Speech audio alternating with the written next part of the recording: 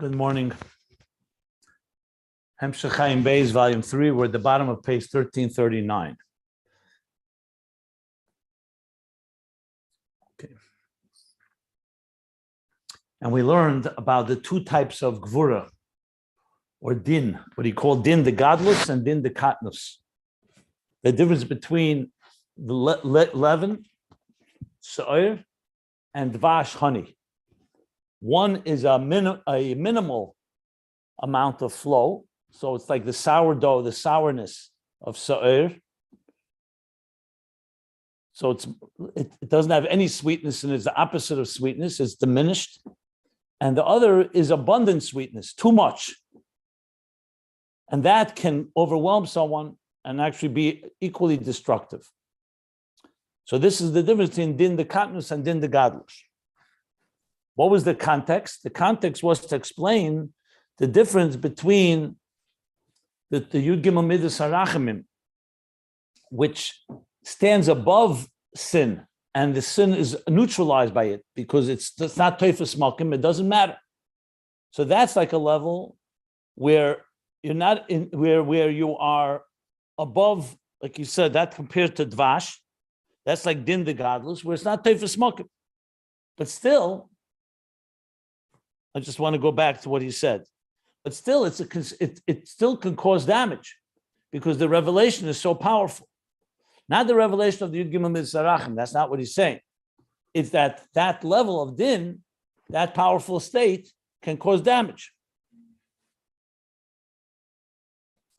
And then there's a state where the katnus, din the katnus, where Maisa Tachtenim is Teifus Malkim, where there is the anger and there is being upset, where godliness in existence is being affected by the sins. And that's the state of sa'ir, which causes a siluk. Like the Shechina in Golus, that is removed and concealed. So the first level doesn't create a concealment, it actually creates more revelation, and a revelation that's too intense. He didn't bring it yet back to the Gimel Sarachim. I should clarify. He was coming to explain. He said, since both come to appease God after anger, so what is the difference between the Yud Gimel Midas Harachamim and when you have to access Tzur, the deeper level of the rock of Gvuras Da'atik? So he explained that Gvuras, so he began to explain that the difference is two different types of Gvura. So Gvura Da'atik is a Gvura that's very intense. And Gvura, we're it's above it's not Teifus Malkim. So that's why there's no diminishment of the flow. On the contrary, the flow is too much. Whereas the second level is already the midas, in the midas of Atzilus, like he said, in Zav Atzilus, there it's a diminishment of the flow. And that's called a siluk. That's so far what we've learned. He hasn't yet brought it back to explain Sur and Yud Gimel Midas Harachamim, but that's what it's coming to explain. So far, that's what we've established. Now, okay,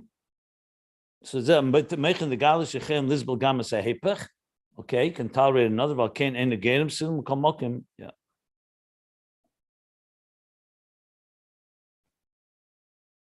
So in different terms, or using the words exactly what we learned, would be like this: that there's two ways that the punishment can be meted out. One is not because you've affected the melech, the king, but because he's above it.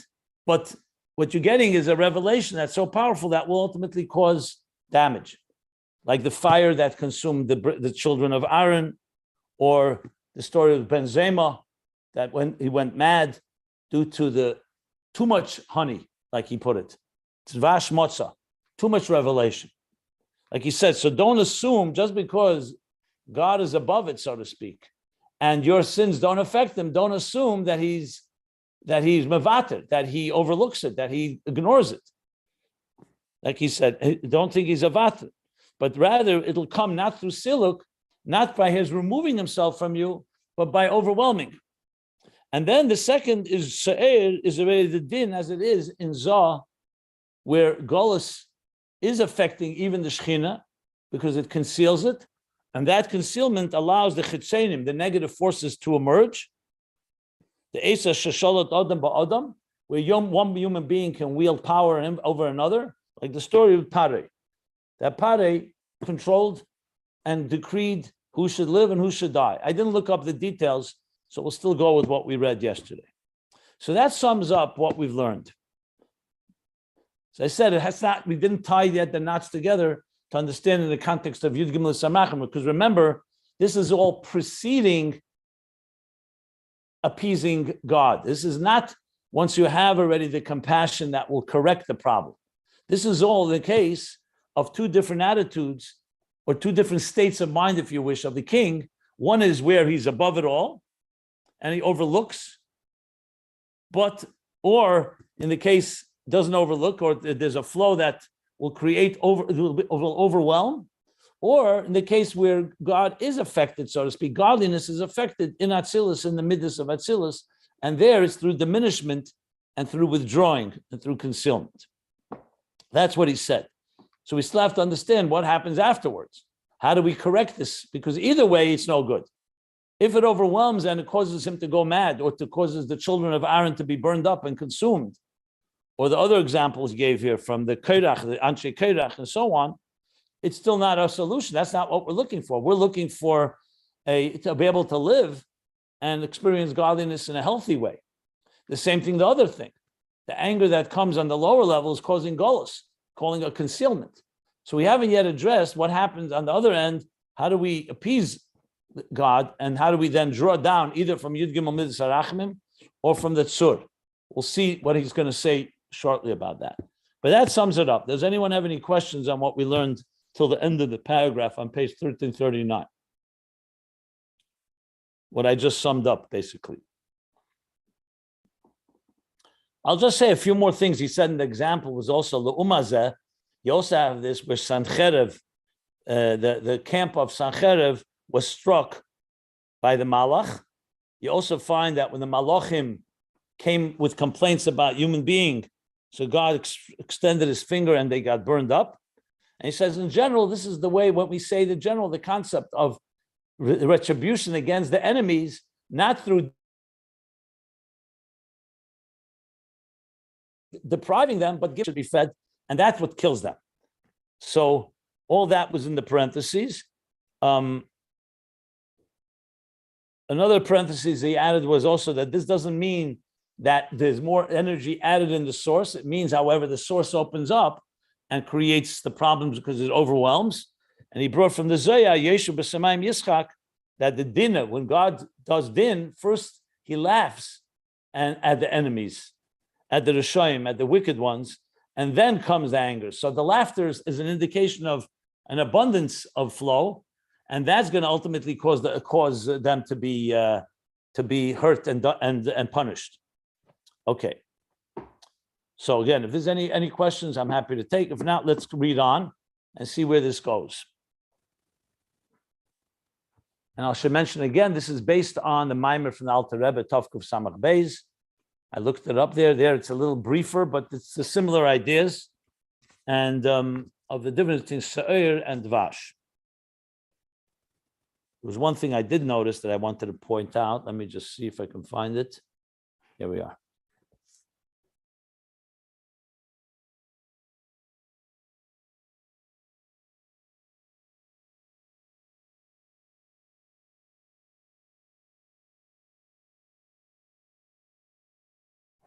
Okay, so let's continue reading. No, there's nothing I want to add. We're reading at the bottom of page 1339. Here we go. So, B'hinei, and now, B'inyan hachet gamkein ein deim zelazeh. Now, also in the chet, these two different levels of din the godless and din the katnus, honey, and the leaven, is also not similar to one another. Let's see what he means by this. The din the godless, okay. So till now, we've just been speaking that there's two ways of punishing. One is through an abundance of light, too much light, that can be damaging, and the other is through a diminishment, a deprivation, a limitation of light. So now he's saying there's also a difference in the din, not just in the din, in the judgment, But what we're addressing, and Din de Gadlus, he says, it's not in matters that are actually sins and crimes. Remember, he used that expression earlier by the tzaddikim. Up top of part of the page, he said that by tzaddikim, the tshuva of tzaddikim, ma'ava, is loy bechedva oven mamish. It's more of a tshuva to reach a higher state, but not one that they're correcting as sin. So he's saying in Din de Gadlus, it's loy binyanim shechedva oven mamish. Like, for example, the children of Aaron, as I explained yesterday at length, relatively, they went in with good intentions. They were tzaddikim. It was that they had too much love and it wasn't properly properly channeled. So the fire consumed them. Ukamoy ben Zema. The story of Ben Zema, he was a great scholar, a great sage. Shehitzis v'nivga, he was affected and Shehitzis v'nivga, he was struck and injured to the point of madness in his balbul, that he went out of his das, meaning madness. Due to what? Harizeh b'madregas ha'aveda masharotza l'takin. Ben Zema didn't do something that was a crime. It wasn't sacherev, God forbid. It wasn't a sinner. He was trying to have a divine revelation. He was coming, I turned the page 1340 now. He was coming on a madrega aveda masharotza l'sakin. He was going into the Pardes with his three colleagues to repair something. The Torah be'inyan atikun. And he made a mistake. His mistake was in the manner of the tikkun that he wanted to achieve. So we're talking about a tzaddik here. So you see the din de galus, in other words, why would God sometimes punish someone through siluk, like golus, diminishment, like another would be the punishment would be through abundance, because the intention of in the latter case is not one of real sin. It's a mistake in the approach, but it's not coming from a deliberate malicious sin. Like in the case of Ben Zema, he made a mistake. What was the mistake? He wasn't ready, perhaps. Maybe he went in too fast. It's like somebody who is not ready yet to enter the Kodesh Kodashim, the Holy of Holies, and goes unprepared. He's going for good reasons, but he didn't prepare properly. So the fire consumes him. The Zeho Yegoram, the Rebbe Rashab continues in the parentheses, and his mistake going into the Pardes, and that under those circumstances, that caused L'gvuris Koshes to harsh severities. Like in the Arizal, it says, "Be'inyan dalet shenichnu shel Pardes." So I have to look it up. If I recall correctly, it goes like this. The four that went into the Pardes all went in with a good intention. They wanted to experience a higher level of godliness. Very similar to Nadav and Avihu, the children of Aaron. The problem is you have to have the containers for it. So Rabbi Akiva, nichnas b'shalom v'yosef b'shalom. Why does it say nichnas b'shalom? The other three, it just tells us how they left. It doesn't tell us how they entered. It tells us one, like Ben Zema went mad, one became an apostate, and one died. Why by Rabbi Akiva nichnas b'shalom? Because he entered the proper way. That's why he exited the proper way. He went in with a certain matter of bittul. He had the proper bittul, the proper peace of mind. The shalom is also a wholesomeness. He went in with a proper discretion and balance. The others did not. So they all had good intentions to make a tikkun. I think that Arizal goes into the details, but either way, the intentions were good, but what it caused was gvuris koshes. They all were deeply damaged. One died, one went mad, and one became an apostate. Elisha ben Avuya, Acher. So it wasn't a small thing. Had they not gone into the Pardes, they would have been great sages, and that's all we know about them. So it was their going into a deeper revelation and not prepared properly that caused these gvuris koshes. Aval makol mokem hoyzeh b'inyoni aveda. This was not going in because they wanted to sin. They didn't go in because they had a taiva for doing something illicit or inappropriate against God. They were going to have a divine experience here.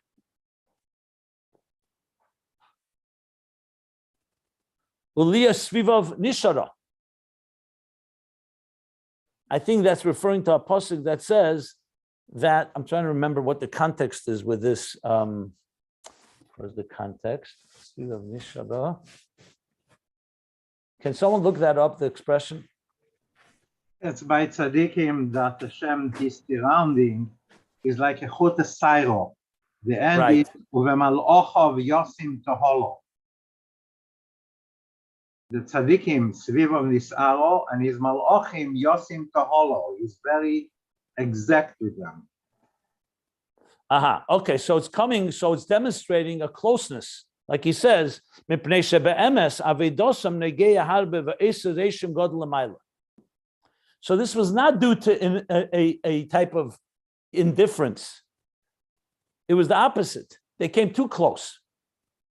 Because be'emes, their aveda is negeya harbe, is very much negeya. And esereshim god l'mayla. It has a deep impact in heaven. So when you go into a place like that, which means it's really coming from a very holy place, if you get too close to the fire, you can get hurt. That's the point here. That we're talking here about something that is not someone coming that just like, that they take stories where people did total defiance of God in a sinful way. This was all about getting too close to God and not having the right kalim for it. So that's what he says. It's very powerful words.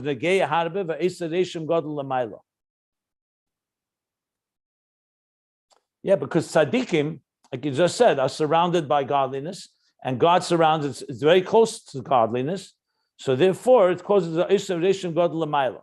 So when it's misdirected, it can create that damage. But it's a damage, like he said, not coming from a ched v'oven mamish.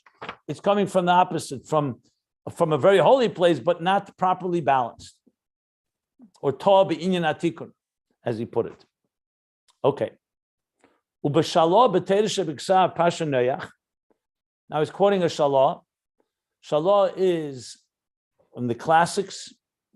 They said in the Alter Rebbe he was a shala'id. It says mipisofrim, mipisefrim, mipisfarim, mipisefrim. It says that svarim is shalah and the maral. I believe. No. Yeah, and Seifrim is the Baal Shem Tov and the Magid, if I recall correct. So the Shalah writes like this. Pashaner Dafresh Ayin Dalar Amar Aleph.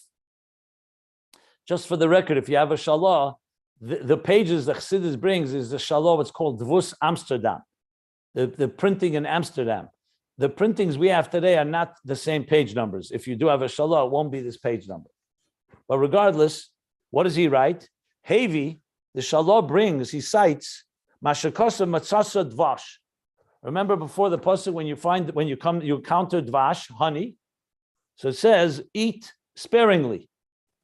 Because if not, you could end up being, because pen, lest you be sated with it and you'll end up throwing it up. In other words, causing damage. That's what it says on Banzema, that Matzasa Dvash. That's what he did. He ate too much honey. He got too close to the honey, and it overwhelmed him. So the Shalah says like this. What it says, Mashakasa Matzasa Dvash, he says, it goes on Noach of the Teva, of the Mabul.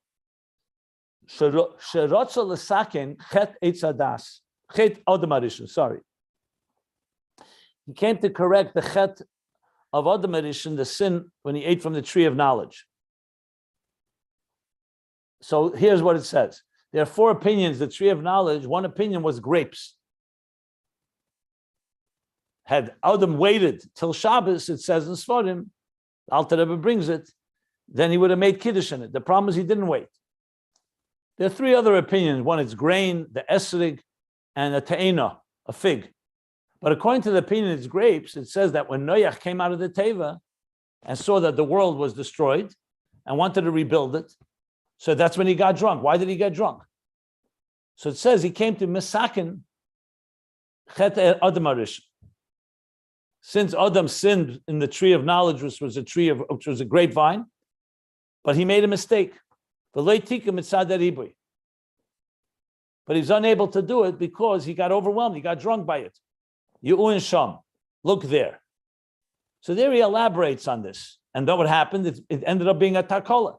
Noach got drunk, then his son, Maisa with Cham, who shamed his father, etc., etc. So it didn't end up being a good result. But his intention was good. Same thing, Matzasa Dvash. he found honey. In this case, talking about wine, but the same idea. He encountered it, but and he wanted to make a tikkun. Like when the intentions were good. It was not a sin. He wasn't looking to sin. He didn't get drunk because he's some alcoholic. He got drunk because he wanted a tikkun, but it overwhelmed him. Same idea. Same idea that we're discussing here. Pasha Chayesora al Posig v'Yisun Eretz Bakelhu. So if I recall correctly, the Yisun Eretz means has many different meanings, but the Yisun Eretz I think is also talking about the abundance. You're talking about when the Meraglim came back from Eretz Yisrael, they came back with a report. What they say, that it's a land that's too large for us, too great, Chazak Mimenu, and they proved it with the big fruits. So I think it says there in Zohar, if I recall correctly, there was the same idea that the idea that the Zohar talks about how abundance, a lot of light, can cause plenty of problems just as much as the minimal light, if not more. So it's not coming from a bad intention. It's coming. I have to look up the Biur Hazer. This is Biur Hazer, most likely from the Mittler Rebbe, but I'll look that up. So all these are examples to point out that when we're talking about din de gadlus, honey, you're talking about not chedva oven mamish. It's coming from good intentions, a good place. Avodah. It's avodas Hashem, but it's avodas Hashem that is not properly balanced. So therefore, it causes this overwhelming element. Okay. Maybe this is Nadav Avihu. Same thing, Nadav Avihu. Similar, yeah, same idea. They went in with all the good kavanas, the Ava, the Chfetza, the Tshuka, the Erechaim says. But they were not ready for, the Gili was too big for them. That's why later, one second, hold on. That's why later in Achrei it says, B'zeis Yaveh Arid. If you want to go into Kedesh Kedoshim, there are conditions. You can't just go into such a place without proper preparation. Only once a year, Yom Kippur, and a short time, and the right 7 days of preparing. The whole Pasha Yom Kippur is how to go into Kedesh Kedoshim and not get burned by the fire of it, by the intensity. Yeah. The shoiv was missing, in other words, correct? That's one way Chassidus explains it. Yeah, the shoiv, the bittul. Remember, they also went in Suya Yayin, if you just want to know that. They also drank wine. Because Yayin is always a powerful thing, drinking. But if you don't drink properly, we know it can lead to takolis. It can lead to real problems. Because it leads to shikr. It leads to, so that... Yeah, maybe also not kipshutish Suya. Maybe the meaning, the ruchnis of that. Overwhelming. We're talking about, of course, the Suya, they didn't go drink, time to drink wine. It was not like some hulanke. But they drank wine because nichnis yayin yotza seid. Look, the story with Rabbe, Kam l'Rabbe v'shachta l'Rab Zera is similar as well. As the Rebbe explains, Kam l'Rabbe, and he was megala, the nichnis yayin yotza seid, and for Rab Zera, didn't have the kalim for it, it caused shachta l'Rab Zera. Yeah. He doesn't bring this example here. Actually, in Ayin Beis earlier, he brought it in an opposite way, a negative thing. Let me just read one more line. I'm going to stop for questions. Venira, that Rebbe Rashab adds in another parentheses, the din de gadlus who beneshamis shan hogim mem b'chinas meichen de gadlus. So the Rebbe Rashab is adding a key point that does not nira, that it appears, this is the way he's understanding, that din gadlus, this din of gadlus that we're talking about, that is coming from a holy place, but it's too much for them, too overwhelming. This is the neshamis that the anhogim, meaning this higher souls, that God behavior with them is coming from a level of moichen de gadlus. So it's a very big hamshachet. In other words, all these neshamis we're talking about here all had very high neshamis from moichen de gadlus, not from moichen de katnus. Moichen de katnus, like I said, is more of an underdeveloped, is a limited flow. These are neshamas that are getting a high flow of energy, but that needs to be taken care of properly. Remember, there's also an expression called hagadol mechavere yitzrei gadol mimenu. I don't know if it fits here, but it's a similar idea that the greater the person, the more care he has to take, the more his Yetzer Hara is powerful as well. I'm not going to say that's exactly this idea, but It's the idea is, bottom line is that we're talking here about greatness, not about diminishment. Okay, I'll stop here if anybody wants to ask anything. Then he's going to go to din de katnus. What's the story there? So bottom line, these neshamas are on high levels, and as a result, they need extra care, because if not, the oyer will overwhelm them. That's the unterstützung. Okay. Anybody wants clarity about what we learned so far? It's interesting about Noach. I don't know. I didn't hear this expression. What's all the talking? Hey, Mauritius. So powerful. Yeah, it says it clear. It's inshallah. It's yeah. Also, Rabbi Jacobson, I would refer to Zohar 76a in Parsha Noach. It talks about the fact that actually Satan was the one who made the grapes grow so fast and making the wine. And he says that he actually didn't go to the Kedusha. He was going to the other side, trying to pull the negative into the side of Kedusha, and he failed. And his sons, also obviously studied Torah with him when he was on the ark, and they knew this stuff. And by the act of castrating Noah, they were trying to go tap into the other side as well. So it wasn't that it was in Kedusha. It was actually. So I will say that's why the Rebbe Rashab is not bringing that Zayar, because that's a different opinion than the Shalah. The Rebbe Rashab wants to bring an example of someone who's doing it for good intentions, not for bad intentions. No, it wasn't. I mean, the point was that Noah was trying to do, as you said, that it was trying to do the Chet Hadat, and it also said Narav and Abihu. There's another place that said they also. Wait a second. What you just read from the Zayar sounds like that Noach was sinning. No, that he was trying to correct it. No, he wasn't sinning. But that was, he thought that he could go down to the deepest of the other side and be able to pull it to the side of Kedusha and be able to make a tikkun for the Chet Hadat. But the Rebbe Rashab is not bringing from the Zayar. He's bringing from Shalah. There must be a reason. Maybe the Shalah quotes the Zayar, for all I know. Got it. Okay. Okay, good. Good. I have a question, and you can pass on it because it's random. It's connected to the text, but I just want to put it out there. This godless dichotomy is the mochin dichotomy is in the matter of a neshama that's not so elevated. Basically, let's say an intentional sinner, and the judgment's coming b'miut, like he's deprivation.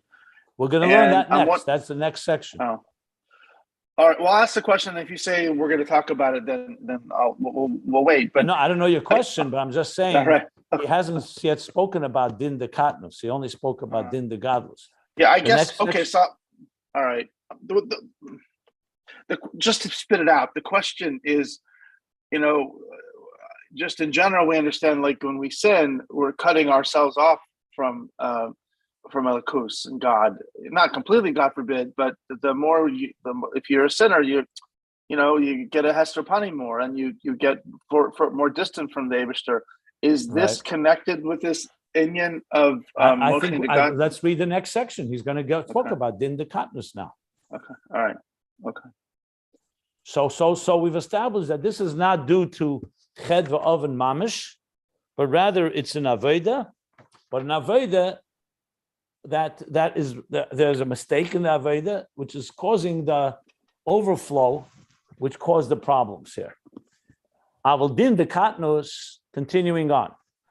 But din, the more underdeveloped, or I don't want to say immature din, it doesn't sound right. But the din de katnus, a din in the world of the lesser revelation, that's a din that comes from an actual sin and crime, God forbid.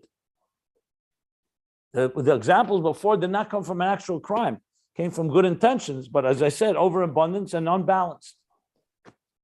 Not properly channeled, we should say. Now we're talking about a din that comes from a real sin, God forbid. The Sa'ir hu etzem ha'gvuris. Sa'ir, which is referring to leavened, is the etzem ha'gvuris. It's the core of din, of gvuris. It's not a gvuris of like atik, or a gvuris of intensity of a divine revelation. Here we're talking about real gvuris, the core of severities and judgments. Shehelach v'nigba Uma'arev u'mavalbul hapselis ima mufcher. So let's spell this out. What does leaven do? What does yeast do? It causes the bread to rise. The difference between chametz and matzah. Matzah does not rise. It's not allowed to rise because it's bittul. What's the opposite of bittul? Chametz. Chametz is when you allow it to rise. What does the rising represent? Ego, arrogance, inflated, a lot of air.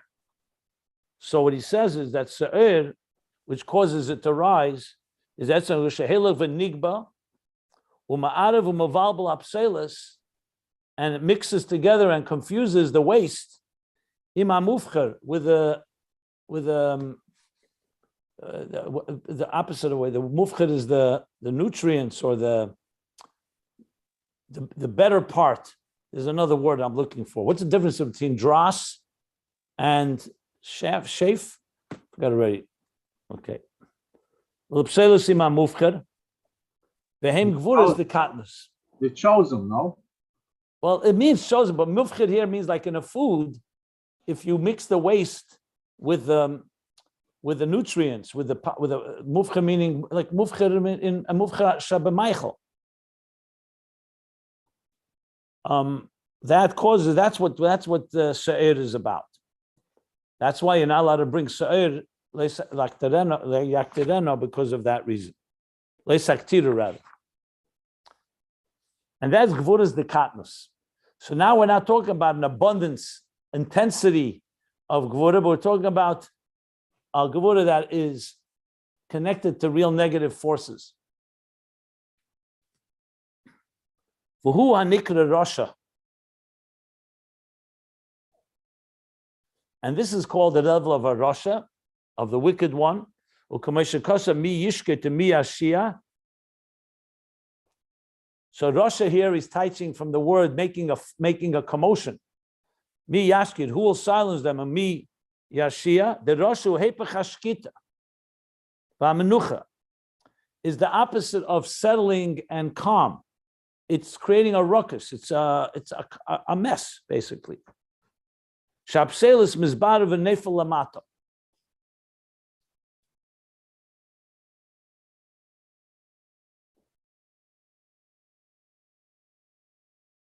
V'hepech hashkita v'amenucha. Shapselis mizbar gets separated and nefel lamata, and it falls below. Trying to remember in the Maimorim how he explains sa'ir in this way. But bottom line is, it's definitely creating a problem. Yeah.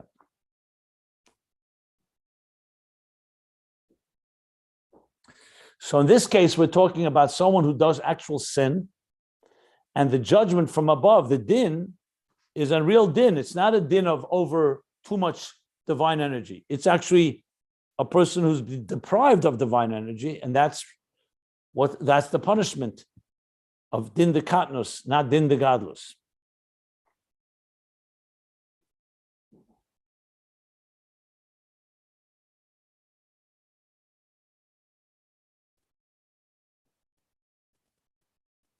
Okay. Clear? Or needs explanation? So now he's going to say, so this is the difference between the two, din de katnus, din de gadlus. Now let's talk about the teshuva that you do on it. Remember, this is all the punishments on negative behavior, whether it's negative actual sin or negative or bad intent or mistaken how it was channeled. But bottom line is both of them cause damage. One is overwhelms and one underwhelms, so to speak. So kamoi came by tshuva. So too in the tshuva on these two different transgressions, we shall say, eina dema. It's not similar. You can't compare the tshuva of din de gadlus and din de katnus. Ukanal, the begadlus had tshuva hu b'chinas kiruv. Once somebody does tshuva for, let's say, going into the Holy of Holies or going too close to godliness, and not doing it in the right way, but they do tshuva. So the tshuva is b'bchinas kiruv. That tshuva is due to closeness, not because they initially never went to try to defy God. You're not talking about someone who went against God and therefore pushed God out of their lives like a siluk. That's where the anger causes a separation. Here is the opposite. You got too close. So the tshuva is also one of closeness, like we learned before. The tshuva here is a tshuva from love.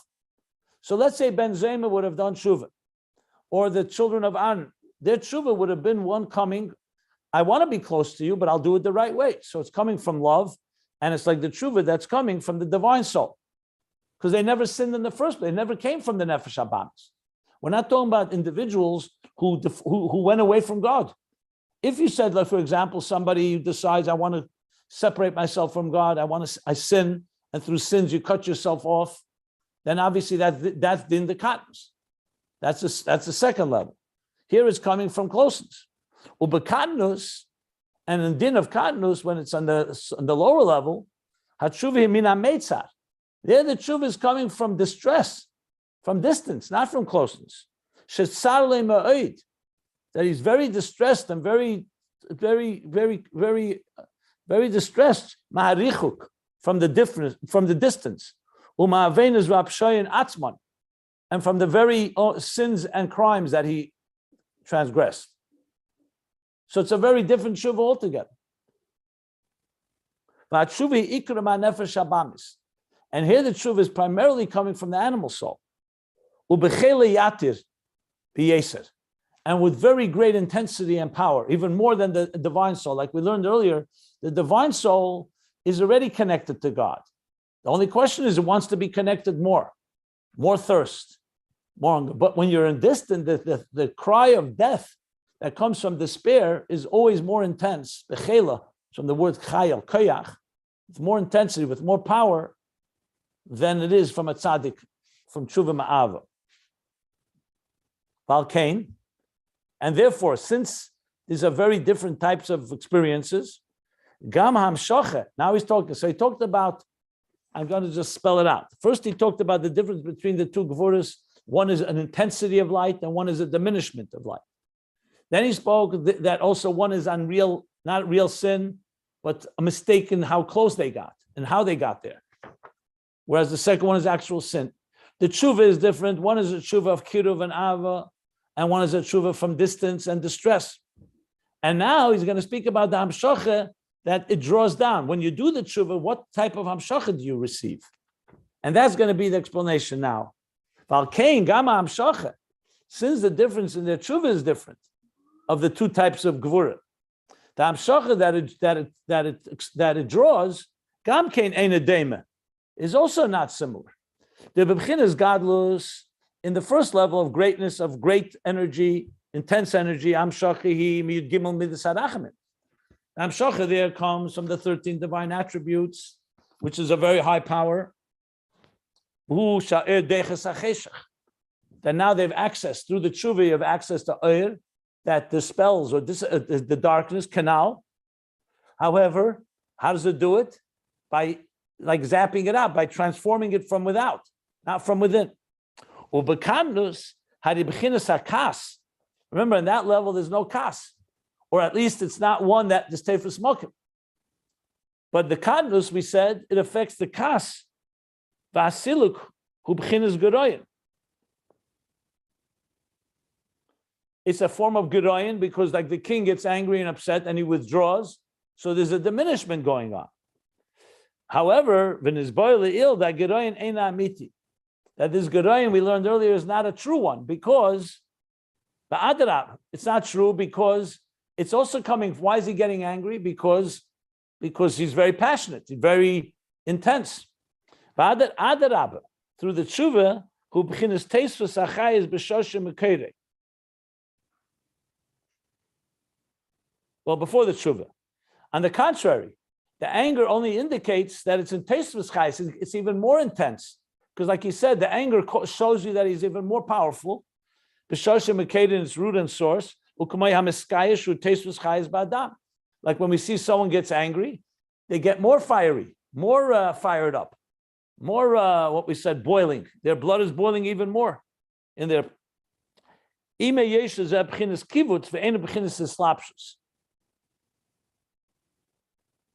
he's adding a little interesting note here. Even though you're saying it's more energy, but he's also in a state of kivutz, which means he's more. What kivutz is when someone like folds in. Kivutz is, how do you call it in English? Kivutz is the opposite of expansion. Contraction. It's a form of contraction. So this is an important point. I'll explain it right now. I'll explain what he means in saying is that even though the anger, like you see an animal that gets provoked, it's far more passionate, but anger is not expansive like love. So when before the tshuva, it's in a state that he's still, even though the lower level of din is a level of retreat and withdrawal. Kivutz is more of a level of contraction, but he's talking contraction that comes from intensity. So he's not islapshus, means he's not manifesting in a way, because at the end of the day, this anger is coming from a very passionate place. So there's a lot of energy in it, but it's not an energy of expansion. That's what he's qualifying.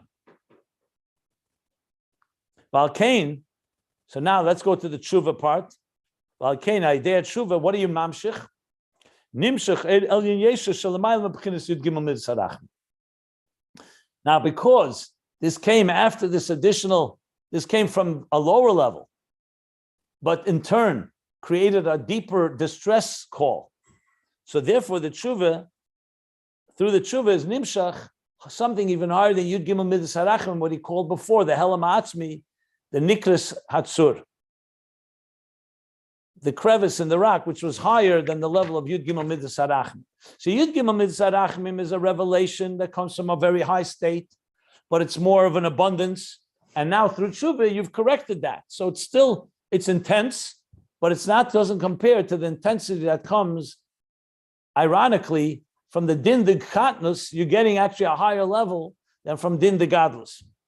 That's the thing that we have to keep in mind. Because din de gadlus is coming from a high level, it's true, abundance, more light, but because it began that way, it never really went to the deepest darkness like the din de katnus, which is an actual sin, a real sin. And the nefesh habamis is distress call, and its cry leads us to a place that's even higher than Yud Gimel Midas Harachim. So the ironic thing is that Sa'ir leads to a higher place than Dvash, to put it in the language that he said before. Now, if I want to go back to the Alter Rebbe's Maimon, I don't know if I think he says that as well. I think he says it. So check it out. Well, it stands to reason, because we've been saying all along that the tshuva of the Baal tshuva is greater than the tshuva of the tzaddik. Yeah. No question. It's consistent with everything we've learned. Yeah, for sure. He spoke earlier clearly that the tshuva of a Baal tshuva is greater than a tshuva of a tzaddik for this reason, because it's the distress of the cry, the deathly cry of distress is deeper than the cry of the tzaddik. Yeah, that's for sure. I was just wondering in the Maimer of the Alter Rebbe, I just wanted to see. I think he did speak about it. Okay, whatever. But that's the point here. You mentioned that the tshuva of a tzaddik that goes off a little bit doesn't do it right, and the devash one, and that so that seems that. And then you said it has something to do with bittul, but the lack of bittul is filled only by the animal soul. So it's also part of even with devash, has a little elements of the animal soul mixed in. It can't be from the nefesh elokis. It can't be all from the, because there's no. It's completely bittul, the divine soul.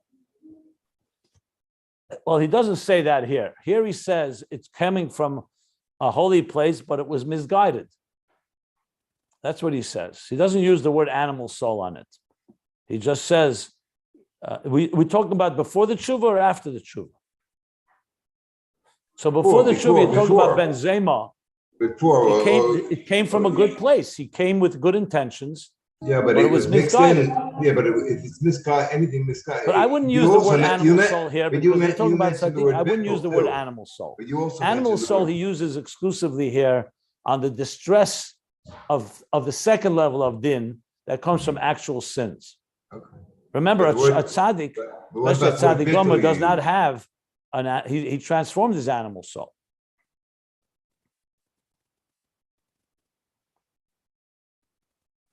Are you asking me whether the first level has an animal soul? Based on what he read here, he doesn't mention it. Okay. He only mentions animal soul in the second level of Yeah, din. but you also mentioned maybe the difference is less bittul. But also when you talk First of all, about he that- doesn't mention les bittul either.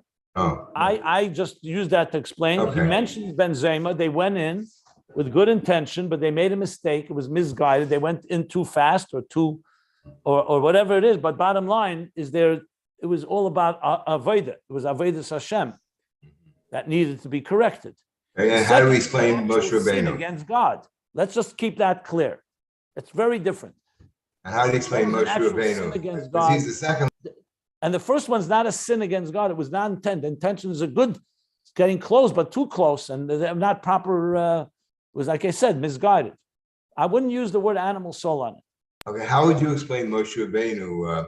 Because it was the second category that in the crevice of the rock, which is not a sin of dvash.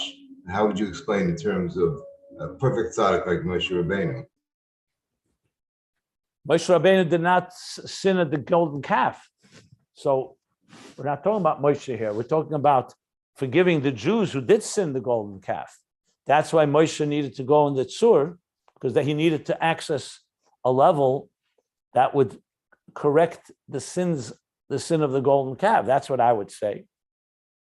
Nothing to do with him in striking there. With him, Moshe Rabbeinu, I would say the first level.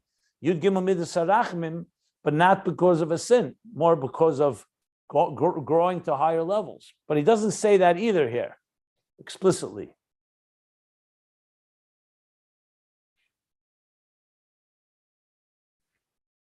Moshe Rabbeinu was for the Jewish people. It was not for him. So Yud Gimel Midas Harachamim are from a higher level because sin is involved. Okay, but he's doing it for the Jews who, yeah. Except when he hit the rock instead of speaking to the rock. That's a separate discussion. That's not for this here. That's another discussion. What does it mean for the or to come from above the Yud Gimel Midas Harachim? I thought that we discussed because of the Tzina de Cardenista and just the level at which these Tagboras Atzmis was coming was already a tremendously high level, and that sort of provocation of the Eibishter would create this. Essentially, that's the place of the Yud Gimel Midas Rachamim. How much higher does it get? Then that was like a gross of Atik. I mean, so how much higher is this this last reference he made? So I've explained in the previous classes that he's clearly breaking it into two levels. One is the source of the Yud Gimel Midas Harachamim. The Yud Gimel Midas Harachamim come after the Cyrus, the thin strands of wires, the hair, Yud Gimel Tikkun Dikna, that's rooted in Moiches Tema from Gvuras of Atik. So if you want to spell it out exactly, the Gvuras of Atik is Butzina de Cardenisa, the Rishimu, the Avir, the Sur, the Nikras Atzur, the crevice or indentation or the womb, what I call the cavity within the rock. From there, that manifests in Moiches Tema, the superconscious intelligence that we spoke about, and that channels it into Yud Gimel Midas Harachamim. So Yud Gimel Midas Harachamim is a much higher level than the spheres of Atzilus. That's why it forgives. And that's why it's able to overcome. That we just learned. Yud Gimel Midas Harachamim also forgives, but it doesn't transform the darkness from within. If you want to transform the darkness within, you have to go back to the root of the Yud Gimel Midas Harachamim, which is the Gvuras of Atik, the Nikras Atzur. And he made it very clear on page 1339, on top, he said, the difference between Yud Gimel Harachamim and the Tzur. He's distinguishing between them. So one is even higher. That's why I explained that Yud Gimel Midas Harachamim is more like for tzaddikim, is the tshuva of ma'av of a tzaddik that is transforms the darkness, but because it's simply so powerful, where the oven does not tefes mokim. It's like overlooking it. But then there's the level, once you get into the lower levels, there the oven, the sins are tefes mokim, they do matter. And the king gets angry because of it, in this case. So that leads us to a higher place even than the Yud Gimel Midas Harachmim for the tzaddik, to the Nikra Satsur. That's essentially what I explained the last few classes, that distinction. Thank you. That's why I gave my whole elaboration that when you learn it initially, you don't necessarily see the need to go there, but the Rebbe Rashab, clearly understanding the Alter Rebbe's Maimer, is definitely making that distinction. Thank Yeah. you. So initially, we just learned, and that's the meaning of Ahoya Ba'aver Kvedi. My covet will pass by my covet, Malchus, which is affected by the Chet, will go up to the source, to Atik, and to ultimately the Nikra Satsur. That's the point, Ba'aver Kvedi. That's what it adds. Without that, you could still just focus on the Yud Gimel Midas Harachmim alone. That's the way, at least as I understand it. Yeah. Thank you again. Okay. Any other questions?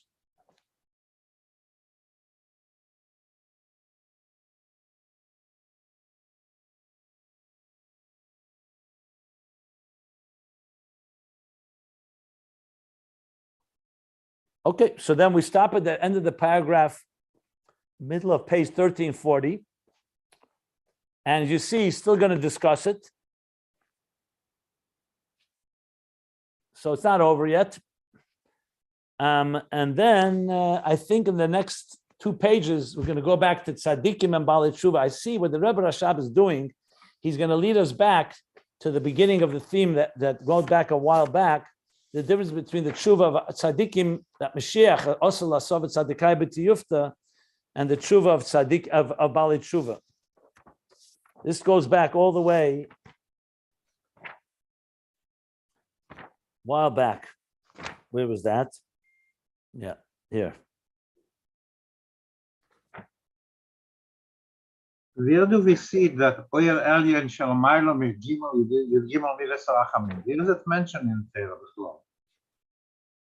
The Rebbe spoke about the Gimel Midas Harachamim, not higher. That's the Alter Rebbe's Chiddush in the Nikra Satsur, that you're going to the root of it. Because why do you need to have, why does Moshe have to go into a rock, into the Tzur, into the hole, the cholol within the Tzur? That's the Sofa, that you're going all the way to the root of Yud Gimel Midas Harachamim.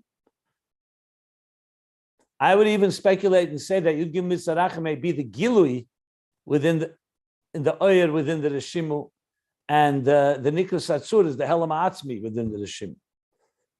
That's also possible, even though he didn't say it yet explicitly, but you could speculate that way. So the Remailo Gimel Midas Harachamim, you would say, is the higher level in the Hashem. I say possible is the deeper level called the Etzem Nekudas Harashim. It's possible to that, because at the end of the day, Yud Gimel Midas Harachamim, even though in its root, I mean, remember, he said it's rooted in Gvura because it's rooted in intensity. Look, bottom line is Yud Gimel Midas Harachamim, as I explained, is a tremendous Gilui of Elokus. However, he keeps saying it's rooted in Gvura. That's why he asked, why is it rooted in Gvura? Because in order to access it, they had to go through a very dark moment, the Chet Egel. If there was no Chet Egel, Yud Gimel Midas Harachamim would not have been revealed. But that doesn't mean there's no Yud Gimel Midas Harachamim. It was there before, it's just not accessed. The only way to access it is through angering God, essentially, and creating that whole process of and provoking and drawing down that Tagbeirus Achayis that you see in Kas. That's why it's not a Geroyin, Amiti, ultimately.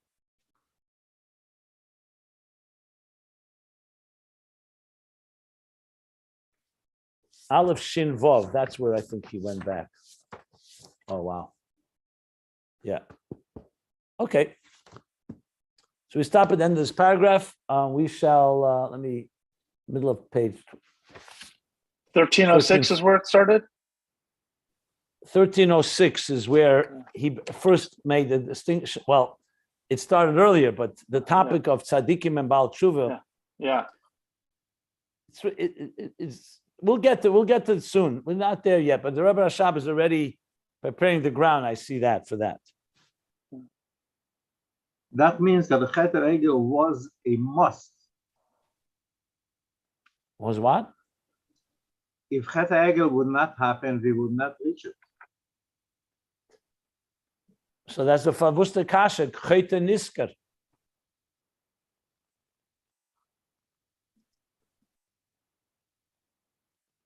That's also with Chet Adam Arisha, with all along. Neira Lila Bnei Adam, yeah. But after the fact, the Chet HaEgel brought us a Luchas Shnias, it brought us Yom Kippur, it brought us hope, it brought us many, the Gemara says in Leaven, and it brought us the whole Teshuva Bal Peh and all the Madrashim and everything. Okay, let me just, I'm going to stop here, the end of middle of page 13.